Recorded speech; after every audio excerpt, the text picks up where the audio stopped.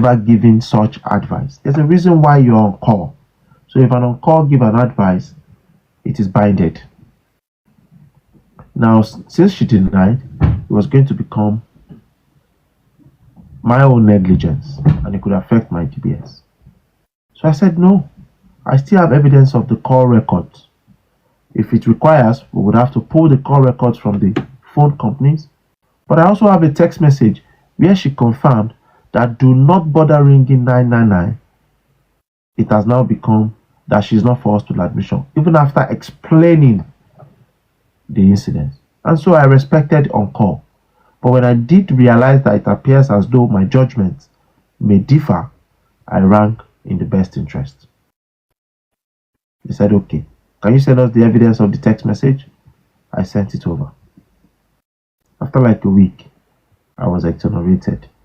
Why? Because even the on-call denied ever telling me such information. And so instantly, the lady was now suspended and she was now in for a proper investigation. Our only responsibility was advising wrongly. But it could have become all of my own negligence if I did not follow appropriate pattern. And in my documentation, I evidence every single detail that occurred. In fact, as a matter of fact, the way I document, if I document now and something came up as a follow-up, I go back and document that conversation. If you're working in an institution and you ask a nurse about something and they give you a confirmation about something, please document it. It is part of documentation. It can be your guide. So I documented everything. It was investigated and found out that I had no wrongdoings. An incident had occurred. My documentation was in place, but we didn't even know whether it was going to become a safeguarding concern. Now that it has become a safeguarding concern, I cannot turn back the hands of time. But whatever I have documented and how I had done my incident reporting is now what is important. That was closed, yeah. And with the help of prayer and everything. So at that instance, I realized that you cannot overemphasize how documentation can be done. And these were experiences in line of duty. So there are respect for wishes and there are judgments. And if you must make any further judgment, I tell people 111 is always your best advice. Just read 111.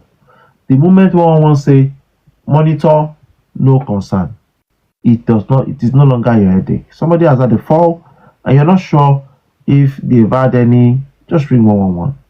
They will assess, is it pain, is it this? Okay, it's okay, just monitor from home. If anything happens and they said, oh, why didn't you get medical intervention? Oh, I spoke with 111 and 111 advised to monitor from home. You can never be wrong for seeking advice from the appropriate medical practitioners. Even if it will take 9 hours before they respond, just do your bit and leave the rest to God. This comes to the end of this incident reporting, documentation.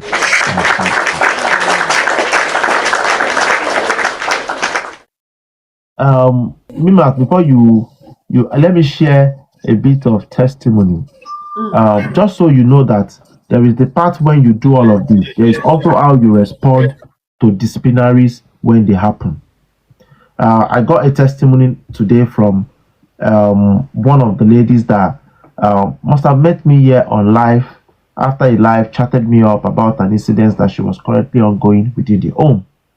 And I was able to just give a piece of advice. As a matter of fact, I do one-to-one mentorship, but it was a free advice that I offered. And it was the discussions regarding disciplinary and how it should be handled, where I mentioned and said that when a disciplinary occurs, always know that you are guilty until proven innocent. That is how it works in care. You are guilty until proven innocent. In law, you are innocent until proven guilty. But in care, you are guilty until proven innocent. And I mentioned that if you must attend any disciplinary, please do not go alone. If you do not have a union, please go and register for union. It is very important. It don't matter if you just joined CARE yesterday. Even if you started CARE last week, by now you should have joined union. You would not understand how 1 month on the job can affect your life career. There are people that can't work in CARE again because of a simple mistake. We have talked about documentation. We have talked about incidents reporting. We have talked about safeguarding. All of these three things is what eventually gives rise, promotes, protects, or exonerates in a case of a disciplinary. Just go on Google. There are a lot of them. Unison, Royal College of Nursing. Just go on Google. In fact, there is no referral scheme for it. You can ask, but if you go on Google, you type in RCN, Royal College of Nursing, they are a union. I don't see, at the end of the day, £4, £8, £7 monthly you have to pay, because it will come with legal representations in case. So however this was supposed to be handled, I shared a few tips and opinion around the fact that when you are told to write a disciplinary hearing or a witness statement, there is also how you write them. If you're already conversant with how I have explained incidents reporting, then you will know that when you need to write a disciplinary or witness statement, all of this can be put in place. So writing it, you also have to be factual. You have to avoid the emotions. Nobody cares if you have been working 8 years in that institution or you have been the most diligent staff. Nobody cares. What happened? Cover all gaps, cover all loopholes. If there is any information that you think that it's not important to the incidents, but however, it may be to your advantage in future, do not reveal it. It's like a chess game. You're going there to play. You don't put all of your cards out there. Remember, there could be cases where you have, you know that you are guilty.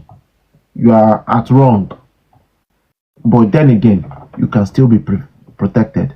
But there are evidence of cases of investigation. You have no wrongdoing, but it could be misinterpreted.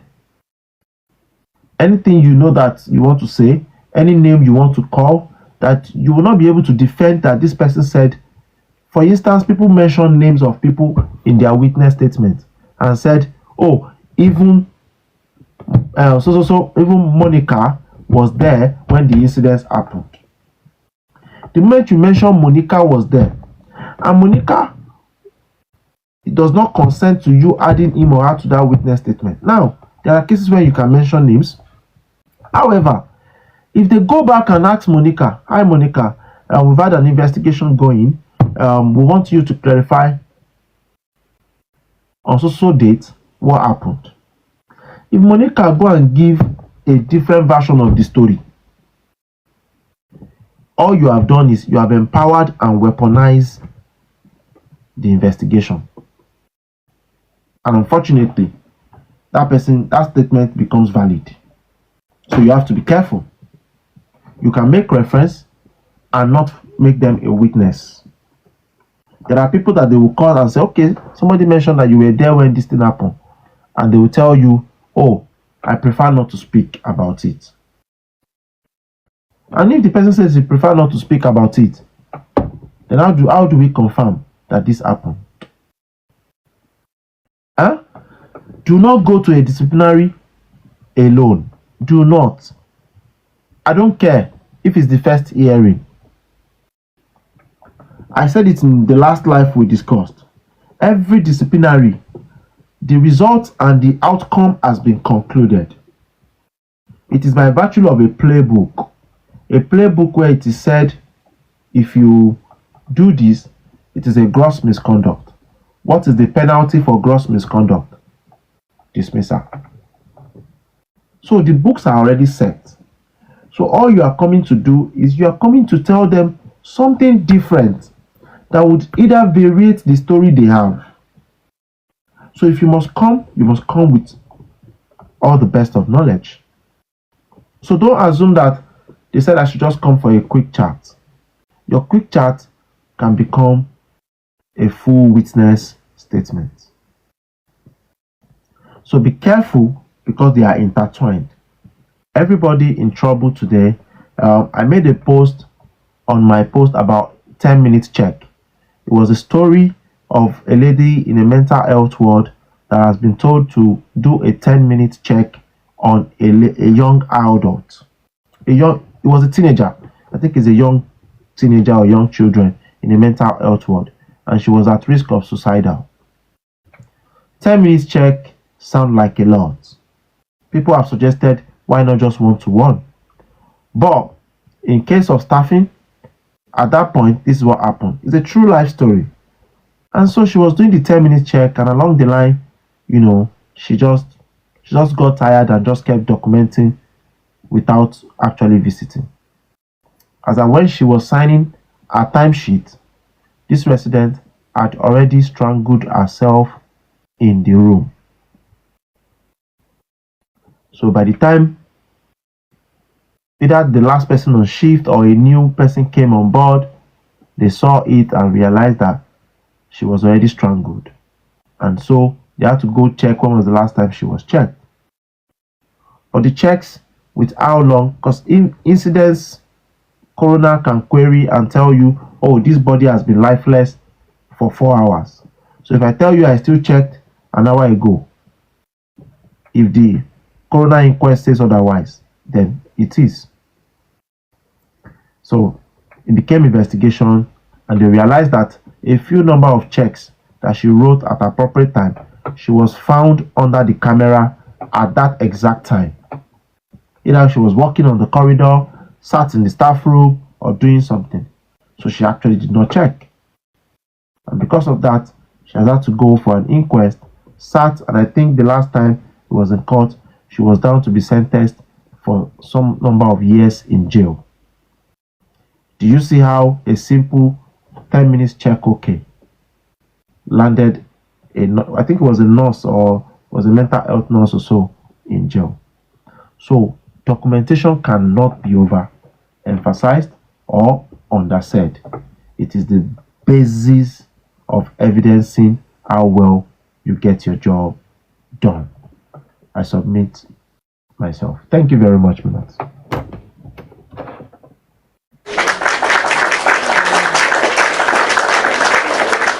Thank you so much, the manager. Thank you. That was very, very insightful. And thanks for everyone who's been paying attention. I can see we are over 100 people on this live. And at this moment, before we wrap the show for tonight, can we take some few questions? If you know you've got questions to ask the manager, please either drop your question in the comment section, or I can bring you into the box so that you can ask your question before we bring the live to an end. Any question from the community, please?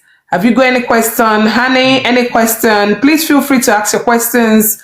It could be around safeguarding as well, incident reporting or documentation. If you're confused about anything, please do well to ask your question before we bring the live to a close. Yeah, well said. I know a lot of people have really gained tonight. And for those of you who are still looking to come on board on the MVQ training, please do well to let me know. We also have HR Harley. She's an HR manager, senior management. She's one of the senior management in NHS. She's having what do you call what you're having tomorrow? Says masterclass tomorrow. Tomorrow is the 16th. Tomorrow is Wednesday. Yeah. Bookworm. I am very new here. What does safeguarding mean in care or NHS? Can we take that question before we? Yeah. I think this person might be new to care. I think that's why they are asking that question. Yeah. So, like I said earlier, I said safeguarding majorly is anything that is perceived as an abuse or neglect or inconsistent with how they expect the job to be done, or an incident that have occurred that may evidence that safe care or treatment had not been given. In that way,